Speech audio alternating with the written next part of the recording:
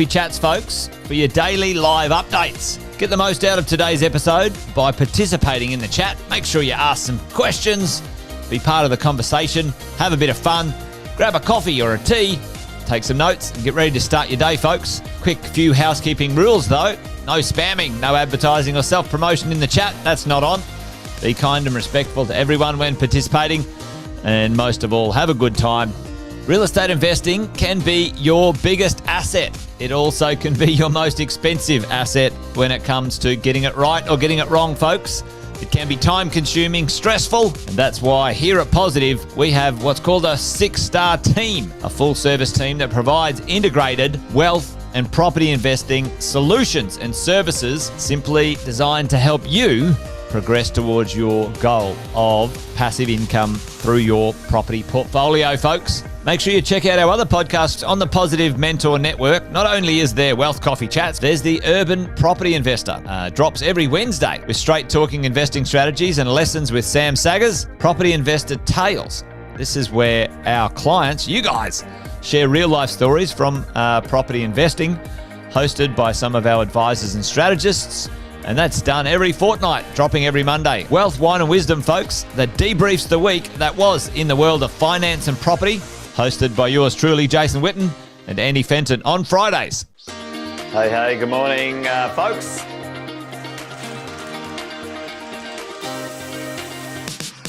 Good morning, everybody. Welcome to another Wealth Coffee Chat. Hope you're well, folks, wherever you are. There it is, team. Morning. Morning, wherever you're tuning in from today. Early bird gets the worm, they say. Here at Positive, we offer a 6-star team. It's a team that help you at every stage of your wealth creation journey.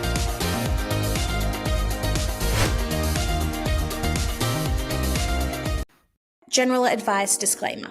The information provided is general in nature and does not take into account your personal objectives, financial situation, or needs. Before acting on any information, you should consider whether it is appropriate for your circumstances and seek professional advice from a licensed financial advisor. While every effort has been made to ensure the accuracy of the information, it is not guaranteed. It is based on our understanding of regulations and laws as at the publication date. As these are subject to change, you should talk to a professional advisor for the most up-to-date information. Any examples or illustrations provided are for illustrative purposes only and are not a guarantee of future performance. We do not accept any liability for any loss or damage incurred by reliance on the information provided. Any opinions expressed are subject to change without notice. Past performance is not indicative of future results, and all investments carry risks. Neither the hosts, guests, nor any affiliated entities accept liability for any loss or damage arising from reliance on the information provided. By listening to this podcast and viewing this presentation, you acknowledge and agree to these terms.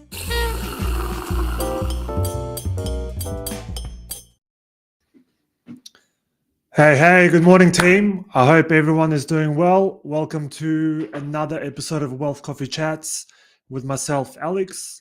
Part of the financial planning team with Fenton Financial, and also helping out a lot of Positive real estate clients, or Positive Collective.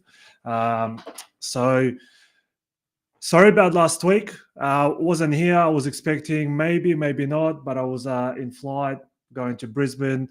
Had an awesome time at the exit plan. So if you were there, you know what it's all about. If you weren't, then you should check it out in the future. Before we start, just want to give you a quick extra housekeeping update. So due to the daylight savings, these podcasts will be coming live at 9:10 in on the eastern border, and then everybody else, that should be fine for you, like Brisbane, WA. You guys are still at I believe at like 8 o'clock or 7 o'clock. So if you want to jump on these and you feel like, hey, what's going on? Why is it an hour late? Well, that's why. So half of the year, that's what happens. Anyway, over to today's topic. But also before we get there, just a couple of updates. So we chatted about gold last time, and surprise, it's retrieved about 6% over the last couple of days. So it seems like people are starting to take profit. I think we've all seen it in in the news outlets and everywhere like that are seeing those lines lining up to buy physical gold. So I think people are starting to see that 60% run in gold over the last sort of 12 months is quite crazy. So sometimes you have to take profits. So not a bad time to do it if you want to lock in some of those profits, right? Don't forget, you don't lose anything until you sell, and that goes the same way. You don't make anything until you sell. So thank you for everyone who's jumping on as well. I can see that there's a fair few people online right now. So welcome everyone. Hey Pat, good to see you, mate. Good morning. So I was thinking about today's main topic, and looking back at the previous podcast, I kind of felt like a lot of the content was all about sort of investors or someone who potentially maybe later in a investment journey. So I thought today I'm going to address something that I think a lot of people, even seasoned investors with kids or someone who's about to just go into a property purchase, don't really necessarily think about, right? And given that the 5% deposit scheme has come a bit earlier, right? So at the start of October, it seems like everyone is rushing in to purchase a property. So obviously, to take advantage of that scheme, you have to be a first home buyer, which I understand that a lot of you guys online right now are, perhaps, several properties in, you might have your personal PPR and whatnot. So I guess this will be more for anyone with adult kids that are still living with you, or you're trying to get out of your house, and you can't find a way to do it because the deposits are so high. So to break it down, the 5% deposit scheme came into play 1st of October. Essentially, what it does is it allows a first-home buyer to get into the property at a much lower deposit amount as opposed to previously 20%, and in some instances, lender's mortgage insurance. So if you go back a few episodes, you'll probably see other guys on these podcasts covering off on that. So I don't want to dwell on it too much, but I just want to go through an example as to a sort of I think an interesting strategy as to how you could use that and also the other scheme in order to quite quickly build up a deposit and make that move, right? So specifically, if it's your first home and you just stuck, don't know how to get there. And like I said, for the parents with adult kids who want to help their kids out in this on this journey, this is a great example on what to do or how you can help them. So let me just share my screen because I've got a bit of an example here. So because I think we need to actually put some numbers behind it. So let me find a better. Okay, here we go. How's that? All right. So the first sort of chart, I'm going to use an Excel spreadsheet here because it's much easier. But we can sort of see that the 5% deposit scheme applies to a certain value of property, right? So you look at New South Wales up to 1.5 mil, you can use the 5% deposit. Victoria 950 and so on, right? Tassie gets the least amount of that cap at 700,000. So I'm not going to go into detail about like repayments or anything like that because that's a separate topic. I just want to really focus on the strategy around the 5% deposit scheme because we know what that is now, and also how to take advantage of other schemes available to it. So I'm going to use an example where we are purchasing a $900,000 property with a 5% deposit. So I'm going to go to that in a second. But before I do that, let me see, what's this? No, that's not me. Let me go through a couple of settings. Let's see which one works best. Probably What do we got? No, that's all right. That's all right. So essentially, that's going to be our example. So the other scheme that I want to chat about is the first home super scheme, right? So I think a lot of people miss that part because it's not overly advertised, or it's not really a general knowledge as such. But just to give you a couple of examples, I'm just going to cover this up for now, just so that wouldn't give away the secret sauce. But ultimately, let's use an example because I think it's the best part. But just to go a step back, First Home Super Saver Scheme essentially allows you to put money into the super fund and then also in the future withdraw it for the single purpose of buying a first property, right? So sounds kind of like, oh, okay, well, typically I use super for my retirement. Well, this is something that's been around for a couple of years now. And like I said, I don't think it hasn't received as much information or detail about how to use it. And I think right now, it is probably almost like the most effective strategy to use, because previously, I'll show you why it wasn't so popular, but I think now with this 5% deposit, it's super, super important to consider it, especially for those first homeowners.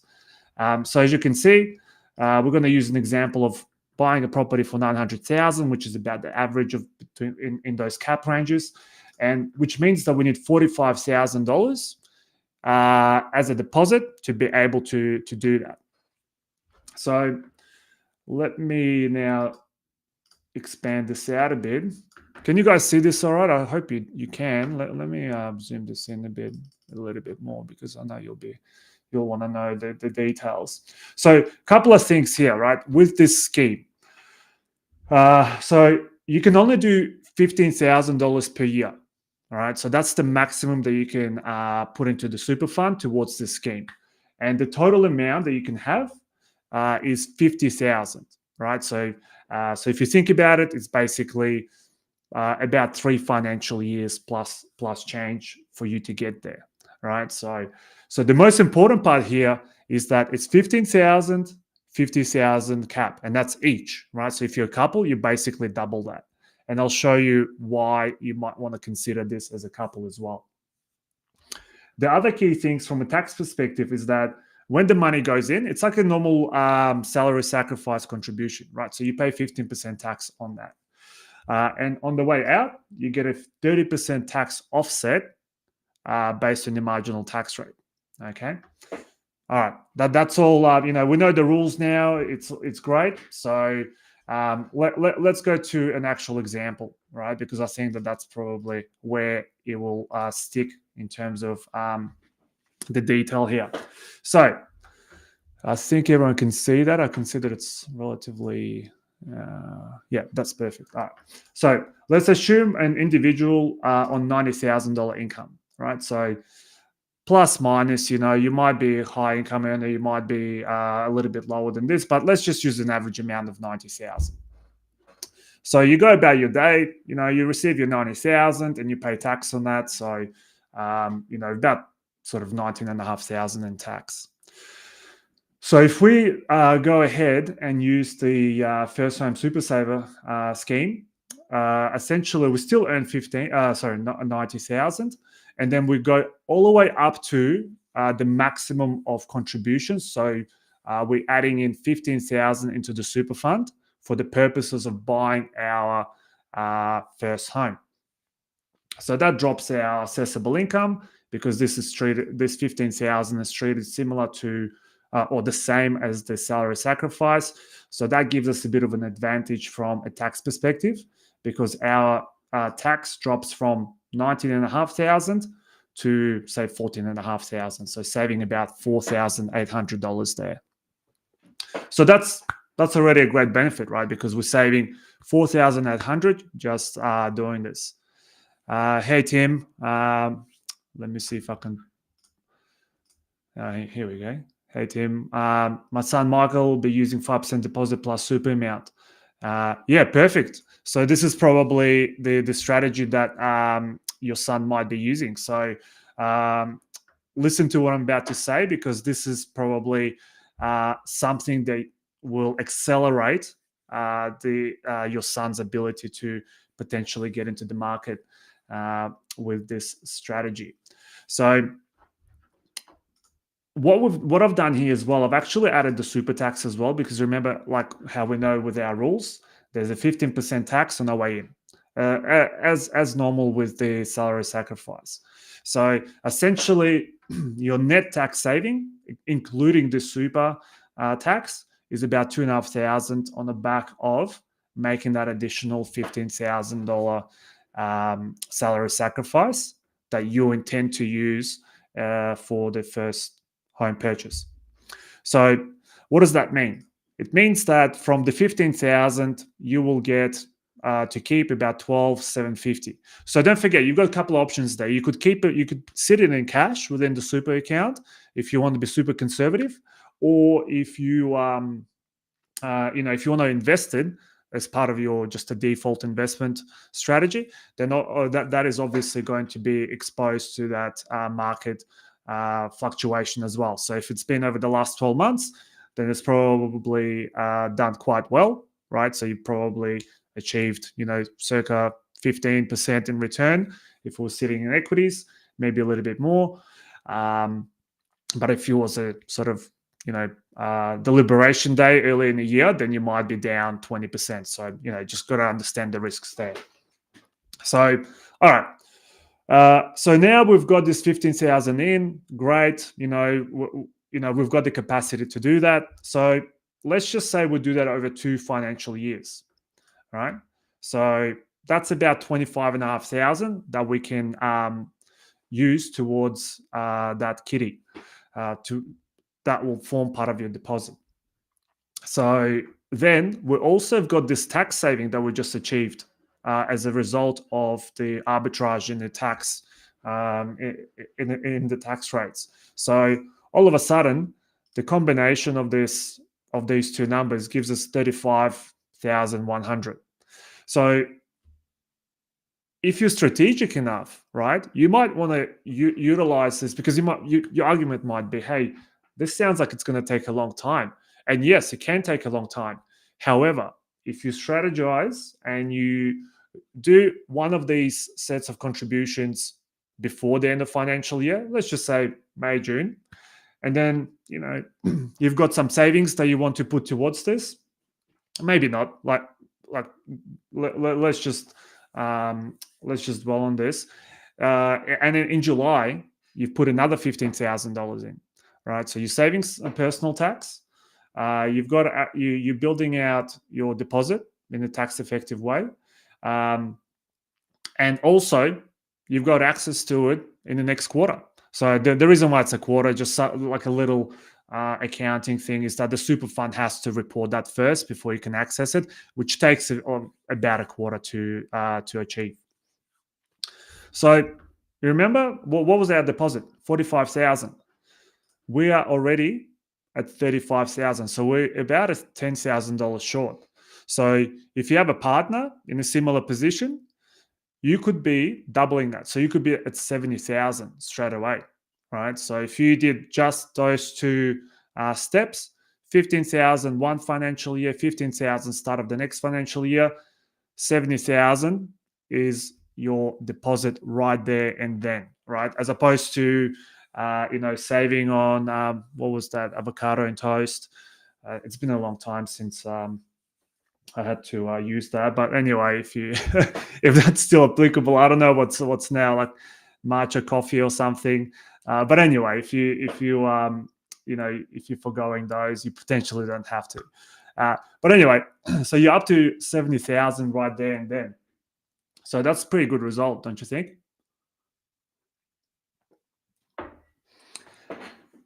And that will essentially, within the next, what are we now? End of October nearly. In the next, say, 9-10 months, you could be starting from zero. You could be getting into this type of property purchase if you plan out your steps and you are able to make these contributions. Obviously, if you're on a high income, your ability to do this will actually be much greater. And if you're potentially, just in a graduate position or still doing sort of retail work, then, unless you're living at home, it might be a little bit at home with parents, that is, it might be a little bit difficult. But ultimately, it depends on, how much you want to go through with this, and how much you want to get this property, right? So I know that a lot of people want to get into their first property for whatever reason. They might not want to pay rent or whatnot, or just get on the property journey altogether. So, typically you need to be in this property for about 12 months before you turn it into investment, if you want to go down that path. But ultimately, this is a pretty good strategy to use to accelerate your ability to save, because again, these funds are there for property purchase only, right? It's not it's not something that you can say, oh, I've saved all this money, I'm going to go and spend it on a brand new car, right? So no. So there's specific rules to get this money out. And so if if, for example, you did go this far, you did get all of this sort of organized, and you've got that lumpy deposit now, well, to get it out, you have to actually do it through the ATO, not through your super fund, right? So that's what we help our clients with this particular step as well. But ultimately, give me one sec. I'm trying to work out how to get rid of this shared screen. Here we go. I'm back. Yeah. So ultimately, you have to go through the ATO to apply for the release. Typically, they'll need to see that you've got a genuine contract of sale for these funds. Could take, a couple of weeks to get it all organized. I've seen some clunkiness in it in early days, but ultimately, it's gone much, much better. So right now, I think that this strategy is the one that you want to utilize if you are in this position. First home buyer, you want to build out a deposit. And previously, right, like for the same amount, for the same property, what have we got? 20% on 900. Well, what's that, about 180? 180, right? So previously, this strategy at 50,000 didn't make too much sense, because it would literally take you 3 years to get there. Yes, you're saving some tax. Yes, there's some accumulation from the investment. But the deposit was so large that this scheme, the first home super scheme, just didn't fit into the narrative. So you really needed to have something else on the sideline for you to be able to take advantage of it. But now at 5%, I actually think that this is probably one of the most misunderstood and underutilized schemes that you could be using if you're a first home buyer, if you want to help out your kids to get onto their property journey. Look, again, you have to speak to your broker to make sure that you can actually afford the repayments on these loans as well. I think that's another thing that no one's talking about. That, hey, yes, all right, you can get the 5% deposit, get into it, but what about your serviceability? What about, once you settle, how you're going to be managing those repayments? You want to be across all of that as well. But ultimately, if your number one goal is to get that deposit, this is the one that you want to use, right? This is the one that will give you accelerated ability to save. Have a deposit at 5%. It's a no-brainer. Like I said, individually, probably take 2 financial years. If you time it right, that could be literally several months. If you are a couple, you could smash this out and literally and exceed this very, very quickly, right? And be on your way. So, look, guys, I hope this gave you a little bit of an idea. If you've got, like I said, young kids, when I say kids, young adults who are looking to get into property, and they don't know how to do it, or they have an excuse about building out a deposit. Well, this is the one. And then there's no excuse beyond that, right? So 900, that's probably an average price, but you can get a much lower price property on the market. So you don't have to be at that level. If your price range is a bit higher, then you just got to account for high deposit there. So I hope that helped, guys. Thank you for jumping on and for being interactive. I could see that there was a fair few people jumping on, and slightly different content. I want to address everyone's sort of journey, not just the ones that are already building out and sort of tax stuff, but also the ones that are just starting out, because I think it's super important. If you get these strategies right, then you're going to be receiving the benefit of them in the future. All right, guys, until next week, see you later, and chat to you guys soon. Bye. Thanks for watching another episode of Wealth Coffee Chat, folks. Make sure you like, subscribe, and turn on your notifications so you never miss a thing when we go live. Improve your portfolio and investing game, folks, with Wealth Coffee Chats live every morning at 8:10 each weekday. Make sure you join us. Previous episodes are also available wherever you get your podcasts, folks, as well as our other podcasts from the 6-Star team here at positivementor.com.au.